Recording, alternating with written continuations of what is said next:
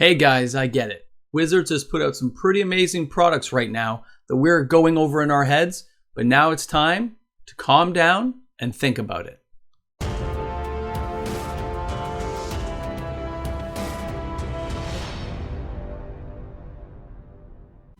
Hey guys, welcome back. MTG Moxman here. If you're new to my channel and you're somehow finding me out there on YouTube, well, thanks a lot for checking out my content today. I really hope you guys enjoy it. The best thing you can do for a channel like mine is to smash that subscribe button, join in the fun, and help us get to that 5,000 subscriber cake party that I am planning. I'm planning it. I know it's my own party, but I'm planning it. I'm putting things together. And welcome to the 100 or so new subscribers who just joined yesterday. Thanks a lot for coming on board, guys. I really hope you enjoy the content coming up and in the future. So yesterday we had all these amazing cards spoiled. We saw amazing cards that Wizards tested our tongues with. They said, let's see what people think. And they gave us these cards and they put them out there for us, and we gobbled them up. I had thousands of views on my videos yesterday from people just saying, I want to see these cards. And I get it. I was the same way. I know my excitement was infectious because I was just so thrilled to see so many cool cards coming back. And of course, some of them I actually called. And I love when I call a card I think will come back because it's in Wizards' best interests to bring it back. It shows I'm on the right track when I'm doing certain things or thinking certain patterns in my head. It really kind of pays off. Now, you have to understand, Wizards has now given us some amazing spoiler stuff to go over. Okay, we talked about some of these cards like the old school art frames, the cards from Dungeons and Dragons, Force of Negation coming back. They were amazing stuff yesterday. Cabal Coffers, right? About time it got a reprint. Here, take a look. There we go, right there. Cabal Coffers, right there. Now, when you see that card, I mean, I love the full art. I like the other frame. They're all, both pictures look good to me. But it's about time. That card was drifting up pretty high, and it deserved to be knocked down to a proper place on the planet where people can afford it. And even if it doesn't drop all the way, if they knock off $25 from your retail purchase, that's a good thing. But understand, they've bumped it up to Mythic, right? Like, it isn't going to be all over the place. It's going to be one of the chase cards probably inside the box, and the premium edition ones will probably go for a lot more money than even a regular copy from back in the day from Torment. That's just the way they're going to do these kind of series. I can understand that. They gotta make their money, and they gotta keep pushing things. And remember this, these sets, Dungeons and Dragons and Modern Horizons, are sets that are gonna be in print for 24 months. They're gonna be around. Okay, I understand the collector boxes may not be, they're kind of like a one and done, but it's a very large one and done. They know the set is gonna be successful. It's gonna be a big one and done. So you can relax and understand that these cards are gonna be here for a while. You do not have to bust the bank buying it now. The FOMO does not have to overtake you. I took a minute and calmed down. I know I was probably like some of you guys. I was almost clicking on an LGS site that I use to like buy some product. And I was like, trying to hold back myself. Now, for those of you who don't want to buy boxes of Modern Horizons or are not involved in that, if you want to open some on my channel, you can email me. It's in my description, alangi@hotmail.com, and tell me you're interested. I haven't worked out a pricing yet, but since I send the shipping for free with tracking, which is like $15 a pack, it will not be the cheapest pack on earth because they do have to track it to you. But I cover most of the shipping costs in those cases. I just charge a few bucks extra to offset my costs, okay? And then, of course, you could also wait to see what I have coming up for the cake party when we get to around the 4,500 subscriber mark. I'll be putting out a video about that. So you can always wait for then too. And it's coming faster than I thought. We almost got like 100 subscribers yesterday. So the need to buy it, you'll have time.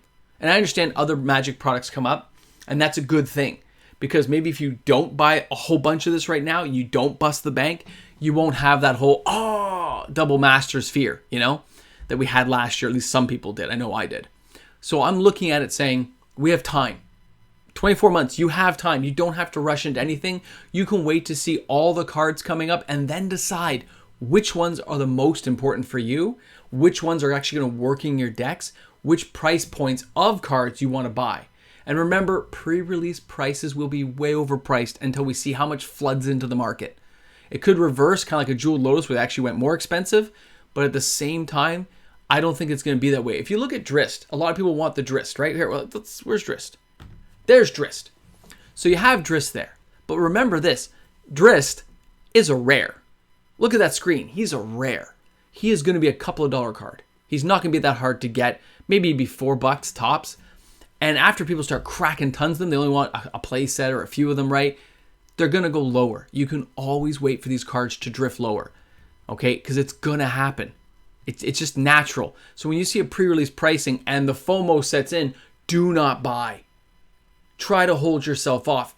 Even myself, I bought like the Biblioplex. I overpaid. I know. It's okay. I still think that card's going to do great in the long run. So I'm okay with buying a whole bunch of copies for a few pennies on the dollar. But for these cards, you know a lot of them are going to grip people with that FOMO. So calm down. Don't overspend. Save your money. Wait and see how the rest of the set looks before you decide on a box or anything, because you'll have opportunities to buy boxes. And don't forget, stores, after seeing yesterday, they might even jack up their prices temporarily, thinking that FOMO will take over and they can make a few extra bucks. I know they shouldn't do that, but some stores that are smaller may need to up their prices. We'll see how it pans out for people. And as far as it goes for some of the other cards we saw, like the old treatment to like Force of Negation, right? Yeah, they made it rare, but with that old frame, it might only be in the collector boxes. We don't know yet where they're putting those cards. I don't think it's going to be as easy to get as it was in the first, where I got maybe 1 or 2 a box, right? I don't think that's going to be the case. So even though that price will dip down a bit, and it needed to dip. Where's that one? There? No, that's Cobble. There we go. Force Negation there. You can see it needed to come down in price. That thing was heading like north of $100. It was really starting to climb. But now that we know it's coming back out, it's going to dip 15, 20%, maybe a little bit more on the interim until people see how rare it is. So don't go dumping copies unless you have to, because if you need those copies and think it's going to dip that much, it won't be that much. Just because I don't think the rarity, even though it's rare, it's still going to be harder to get, right? The way they do it on the track sheeting, it's not going to be that easy. So when you think about this and we bring this down to a realistic expectation, let's remember to stay calm. Put some money aside, right? And I mean, the money you put aside is maybe for buying the singles you may want to get in particular, because opening a box is fun to open a box, but you're not going to get all the cards you want. And always write the cards you want down. Write those cards out. If there's cards from D&D, if you see like Orcus comes out or Elminster, and we add more cards and you're like, oh, I want that card. Oh, I want that card. Write them down, okay? And then look to see what the pre-release pricing will be as we get closer to those dates. And then wait about 90 days after that before you start purchasing, unless it's some godly card that's mythic and everyone wants it and you just can't help yourself. I understand. I did the same, right? Sometimes you just can't help yourself and you got to press that buy button. But it is more important right now to stay calm after seeing all that awesomeness hit the board, because there's more of it to come. Remember, these sets are going to be around for 24 months, and next year, Wizards has to outdo the set they just did. They've got to do a better set. And that's why a lot of these sets, like all the iconic masters and ultimate masters, that's why they're not holding value or not going up as much long term. The boxes sealed may go up as they become rarer to get, but not the actual contents of the box, because they keep reprinting it and putting newer versions, flashier versions, and flipping things around, right? So if you're thinking of buying Modern Horizons 2 boxes and you think they're going to like triple, quadruple, and they may, over the course of, 15 years, do that. But the price point is so high that the people who can afford boxes that expensive 15 years from now will not be as great as you think. So if you want to open some packs, have some fun, totally awesome, understandable.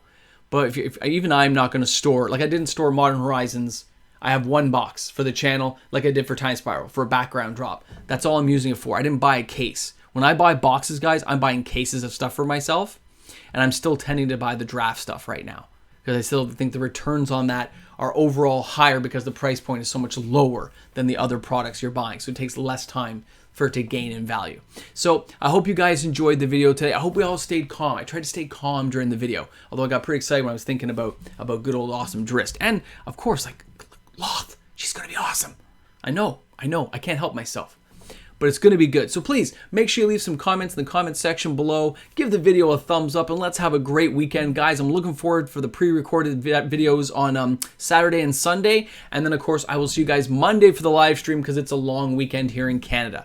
All right, guys, have a great one. Stay safe out there and just calm. Have a coffee. Chill out. It's a Friday. Look over the cards over and over. Be excited for the cards, but not for the effect it's going to have in your wallet. Stay safe and save that money. Have a great one, guys.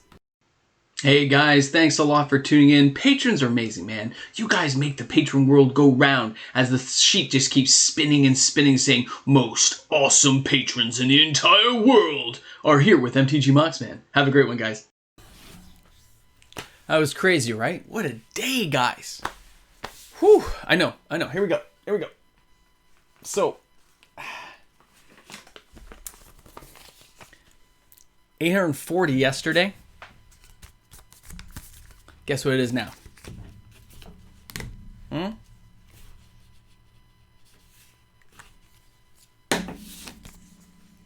770 to cake. That's it.